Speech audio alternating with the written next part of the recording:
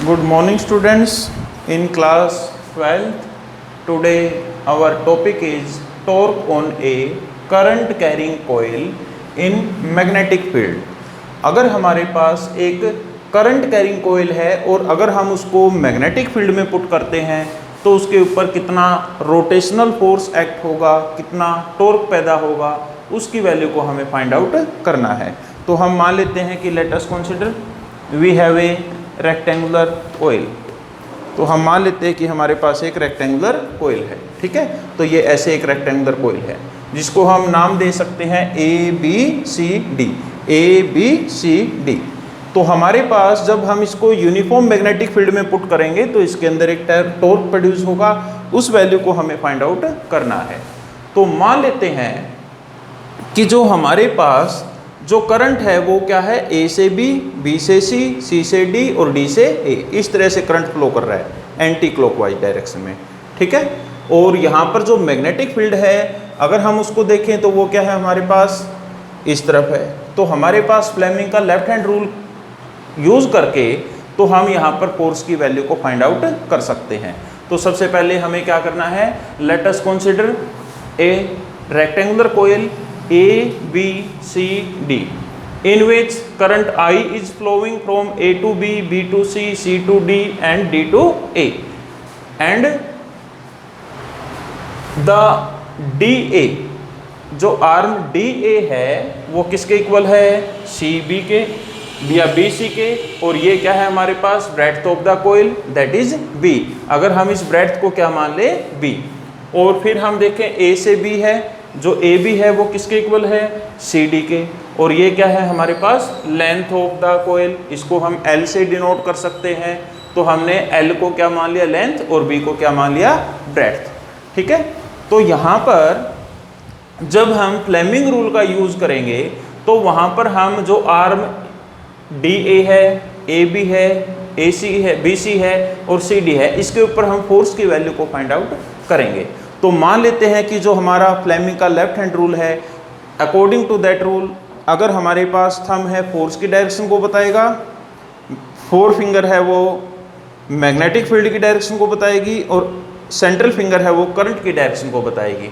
अगर हमारे पास magnetic field है मान लिया इस तरफ है तो ये मैंने यहाँ पर क्या है मैग्नेटिक फील्ड को इस तरफ दिखाया है, ठीक है। और यहाँ पर ये जो है ये मैंने दिखाया कि जो कोयल है उसके ऊपर जो नॉर्मल होगा उसको, ठीक है, कि इसका जो कोयल का नॉर्मल है वो कितना एंगल बनाता है उस मैग्नेटिक फील्ड के साथ। तो हमने यहाँ पर ये एंगल थीटा क्या दिखाया है, normal of the coil and the magnetic field, उसके बीच में जो एंगल बनेगा दैट इज थीटा, ठीक है। तो यहाँ पर अगर मुझे फोर्स की वैल्यू देखनी है कि डी ए के ऊपर कितना फोर्स लगेगा, तो यहाँ पर देखो करंट है वो डी से ए की तरफ आ रहा है। तो मान लेते हैं जो करंट है वो क्या है, डी से ए की तरफ। अगर मान लिया मैंने कोयल को ऐसे रोटेट किया किसी भी इंस्टेंट ऑफ टाइम तो वहाँ पर जो मैग्नेटिक फील्ड है वो इस तरफ है और यहाँ पर ये करंट है डी से ए की तरफ आ रहा है, तो फोर्स क्या है, अंगूठे के द्वारा। तो यानी हमारी जो आर्म डी ए है उसके ऊपर जो फोर्स लगेगा वो that is in upward direction, ठीक है। तो यहाँ पर हम लिख सकते हैं force experienced by the wire D A. तो जो डी ए वायर है उसके ऊपर जो फोर्स है दैट इज F1, वो क्या मान लिया हमने, F1। और हमने कल किया था फोर्स की वैल्यू क्या थी, I L B sine theta. तो हमने उसको क्या लिख दिया, आई और एल क्रॉस बी। तो अगर साइन थीटा एंगल था तो हमने कल फोर्स को लिखा था बेटा I L B sine theta. तो यहाँ पर हमारे पास जो लेंथ है वो हमने डी ए से नोट कर ली और बी है वो मैग्नेटिक फील्ड है। अगर लेंथ और मैग्नेटिक फील्ड के बीच में एंगल क्या है, साइन थीटा है, तो हम उसको क्रॉस प्रोडक्ट में लिख सकते हैं। और आई क्या है यहाँ पर, करंट, ठीक है। तो यहाँ पर हमने क्या लिख दिया, F1 किसके इक्वल होगा, आई, और जो लेंथ है हमारे पास क्या है, डी ए और क्रॉस में बी। It is equation 1। अब जो डायरेक्शन है F1 की, it is along the plane of paper, यानी पेपर के प्लेन के अलोंग लगेगी, यानी जो बोर्ड है हमारा उसी के ऊपर अपवर्ड डायरेक्शन में लगेगी, ठीक है, एंड डायरेक्टेड अपवर्ड, ठीक है। सिमिलरली इसी प्रकार से force experienced by wire BC, जो ये वायर BC है इसके ऊपर जो फोर्स है उसको हम क्या नोट कर सकते हैं, F2 से। और F2 हमारे पास क्या होगा, I L B sine theta, या आई जो लेंथ है वो बी सी है और यहाँ पर क्रॉस में बी यानी मैग्नेटिक फील्ड, तो हमने जो साइन थीटा है उसको क्रॉस प्रोडक्ट में लिख दिया, ठीक है। तो यहाँ पर इक्वेशन 2। अब इसकी जो डायरेक्शन है F2 की is along the plane of paper, ये भी प्लेन ऑफ पेपर में लगेगी लेकिन डाउनवर्ड डायरेक्शन में। कैसे? देखो जो कोयल है हमारे पास ये थी, अब इसमें मैग्नेटिक फील्ड इस तरफ था, तो हमारे पास जब ये ऐसे जाएगा, अब करंट देखो ए से बी की तरफ नीचे की ओर आ रहा है, और अगर इसमें देखेंगे तो बी से सी की तरफ, तो मैग्नेटिक फील्ड ऐसे होगा, करंट अंदर की ओर और अंगूठा क्या आ गया नीचे की ओर। तो इस तरह से हम फोर्स की वैल्यू को फाइंड आउट कर सकते हैं, उसकी डायरेक्शन की वैल्यू को फाइंड आउट कर सकते हैं। जब हम F1 और F2 को देखेंगे, these are same in magnitude, तो यहाँ पर करंट सेम है दोनों आर्म्स में। जो BC है वो किसके इक्वल है?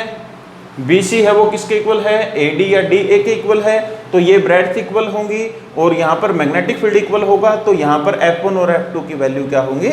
इक्वल।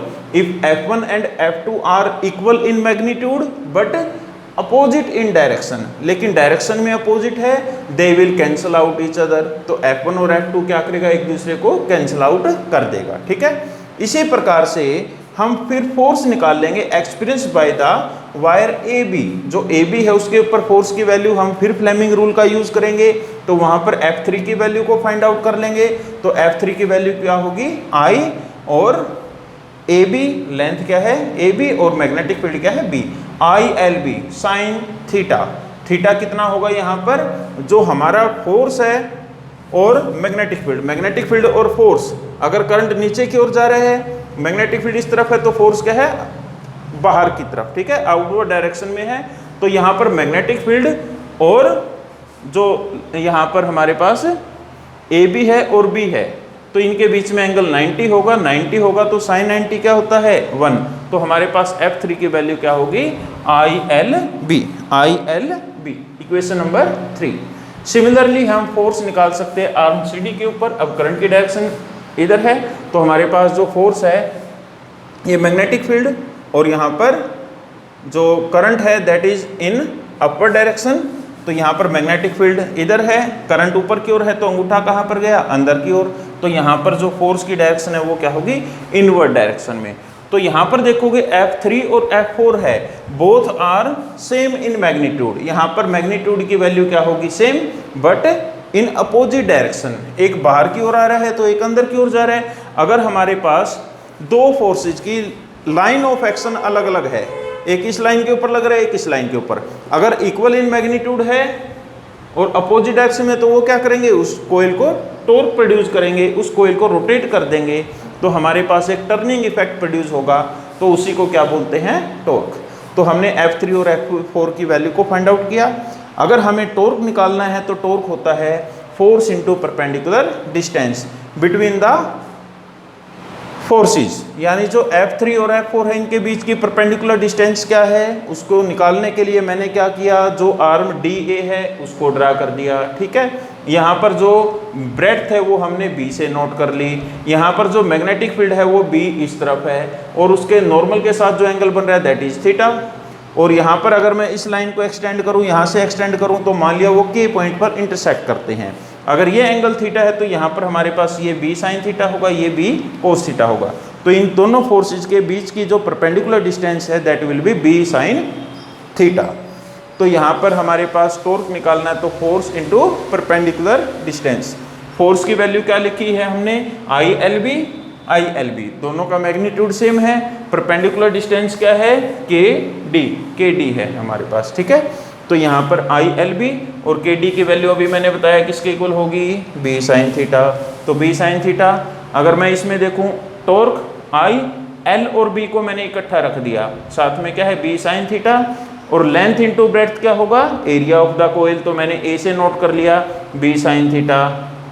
ये है torque for 1 number of turn. अगर हमारे पास नंबर ऑफ टर्न कोयल में क्या है? N है, तो हमारे पास क्या होगा? NIAB sign theta. तो आपने ये इक्वेशन अच्छे से लर्न करनी है, और इस इक्वेशन का हम यूज करेंगे जो हमारा नेक्स्ट टॉपिक होगा, that is moving coil galvanometer, ठीक है। तो यहाँ पर हमने जो NIA है इसको लिख सकते हैं मैग्नेटिक डाइपोल मोमेंट, तो हम इसको क्या लिख सकते हैं, मैग्नेटिक डाइपोल मोमेंट m से नोट कर सकते हैं। तो हमने NIA की जगह m पुट कर दिया, साथ में क्या है b sin थीटा। तो यहाँ पर अगर दो वेक्टर हैं, मैग्नेटिक डाइपोल मोमेंट भी एक वेक्टर क्वांटिटी है और मैग्नेटिक फील्ड भी एक वेक्टर क्वांटिटी है। अगर दो वेक्टर के बीच में एंगल हो sin थीटा तो वो कैसी प्रोडक्ट होगी, क्रॉस प्रोडक्ट। ठीक है, तो हम इसको अगर वेक्टर फॉर्म में लिखें तो टॉर्क की वैल्यू क्या होगी, हमेशा m क्रॉस b। ओके, तो आपने ये टॉपिक अच्छे से लर्न करना है और काफ़ी इजी टॉपिक है। ये जो आर्टिकल है इसका जो रिजल्ट है वो हम नेक्स्ट टॉपिक में यूज़ करते हैं, that is moving coil galvanometer. Okay, thank you.